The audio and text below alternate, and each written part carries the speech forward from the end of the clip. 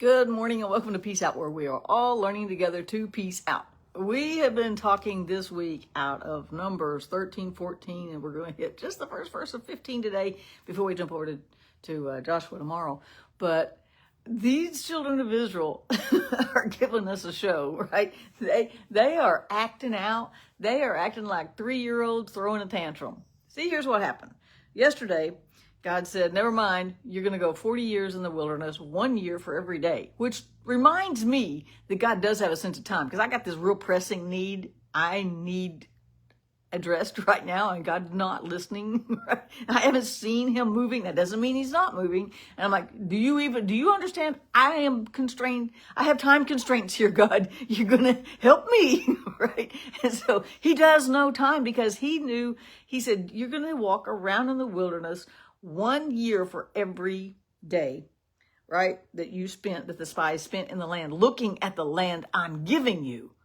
So he put them in the big timeout, and they threw kind of like a toddler fit.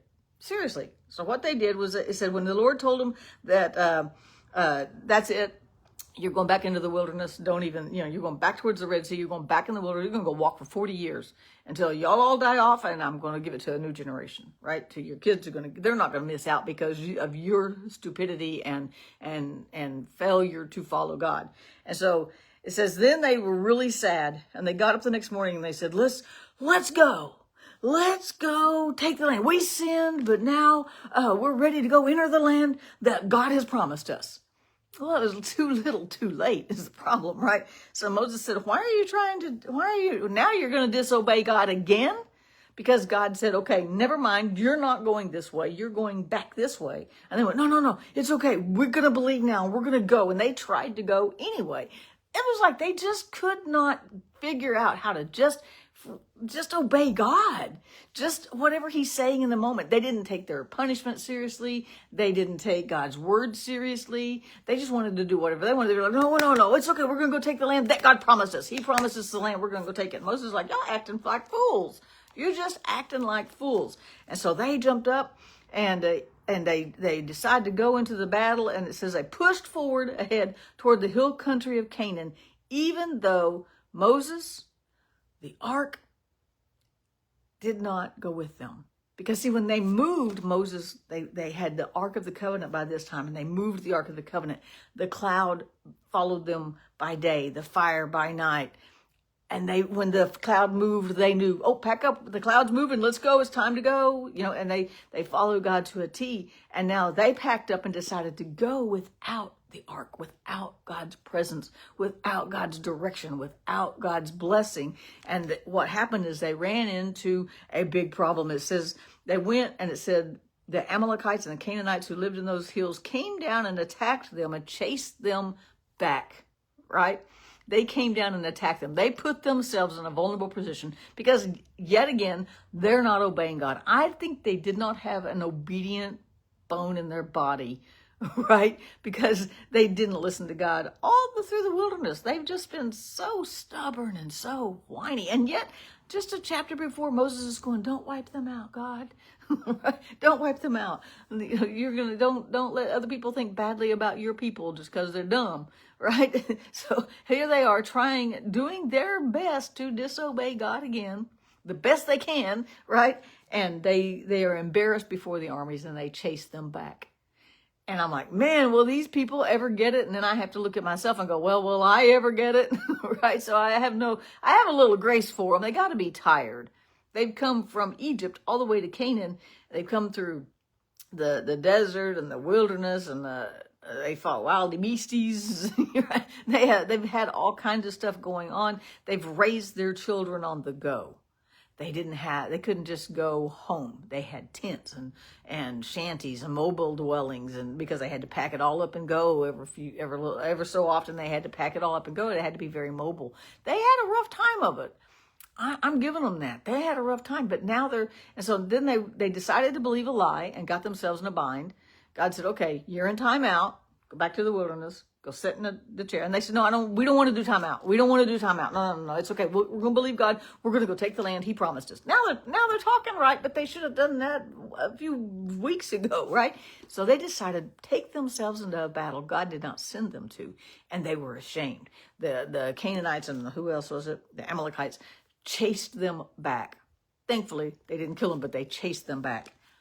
But chapter 15 of verse 1, I love what this shows us. The Lord told Moses to give these instructions to the people of Israel. Here's what God said. When they disobeyed yet again, He said, when you finally settle in the land I'm going to give you. Then He gave some instructions. I love that. That's a simple phrase, but it leapt off the page this morning because it's like God didn't change His mind because they were disobedient. He didn't change their mind because they were rebellious. He didn't change their mind because He's sending them back into the wilderness for 40 years.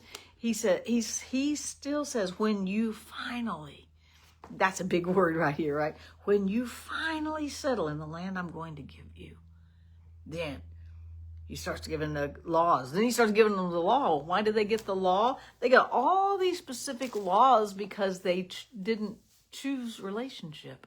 See, we can either have a relationship with God or we can have a legal relationship with God. We're following everything. We're doing what He told us. And then we're going to follow every jot and tittle of the law and get every T crossed, every I dotted, every comma in the right spot. But with no relationship, we're going to get ourselves in this kind of bind without that relationship. He's like, you don't want relationship with me? You don't want to go when I say go and stay when I say stay, and you're fighting that time out because I want you to learn who I am, not just what I can do. He wanted relationship. He did not change His mind. I don't know why. I don't know why He didn't change His mind. I didn't know why He didn't go, I've had it with you guys. Forget it, right? He didn't. He said, when you finally settle in the land I'm giving you, His promise was still true, even though they were rebellious, even when they didn't believe. He still wanted a relationship, and He began to give them the law because they didn't understand grace yet, right? Thankfully, on this side, we can make it legalistic.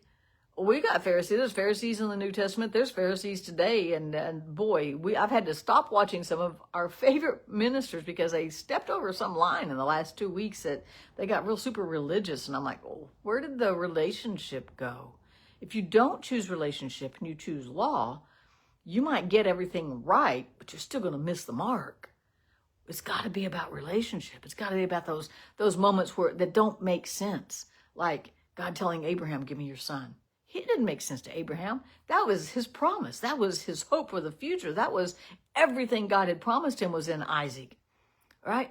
But Abraham obeyed. And I'm like, how did he know God's voice that good, that clearly in the first part of this book, when over here we should understand Him more clearly. We should hear Him more clearly in our hearts because we now have Holy Spirit living inside of us. We look at Noah. He got specific instructions for a boat, and he didn't even know what rain was. He was just acting on what God said.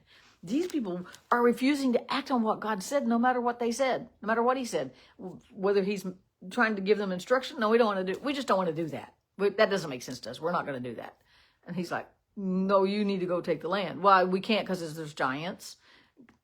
If God says go take the land, He's already taken care of the giants. Does that mean you won't ever have another fight? Absolutely not. We still have a fight, but it means we're going to win. It means He's setting us up to win. He never set us up, believers, up to lose. He never sent anybody into battle and said, now you're going to lose, but, it'll be, we'll figure it out later. No, He's like, go take this, go take that, go conquer this land, go take what I have given you. And sometimes we got to tighten that belt, pull up our bootstraps, stand up tall and go, I'm taking what God gave me. God gave me peace. I'm going for it. I'm not taking anything less than his peace. I'm not taking anything less than his provision. I'm not taking anything less than what he has promised me. And we have it written down here. They just had 10 commandments. And the word that Moses was trying to write down to give them to pass down to generations that we still read today, right? They didn't have the story of David that they could go say, wow, God empowered David to take out Goliath, this giant. Right? David could have listened to Eliab, his brother, and said, yeah, you're right. I should just go take care of the sheep. Yeah, you're right. The sheep are still out there. Yeah, I better go take care of the sheep. Yeah, y'all go ahead and just take care of that giant. Let me know how that goes. Video it, put it on Facebook. Do it live. Can you go live on Facebook so I can see how you take out the giant or how this turns out? No, David could have given in and said, oh, never mind. But he said, no, you know what, God, who is this Philistine that he's berating my God? Who is this Philistine that he's saying my God's not strong enough? Who's this Philistine? Who does he think he is? And so he girded himself up, grabbed 5 stones with his little slingshot, went out and took that giant out in the power of God because he refused to believe anything other than what God had put inside of him. We've got to do the same thing. It's about relationship. Because David told Goliath, today God will deliver you into my hand. And I'm going to cut your head off. You're going to be fed to the birds, right? He knew nothing other than victory through the relationship he had with God. We can see that in the Psalms. And we see that he was open and honest. There were times he told God, look, are you just looking the other way? Do you not see this situation? I think I prayed that this week a lot.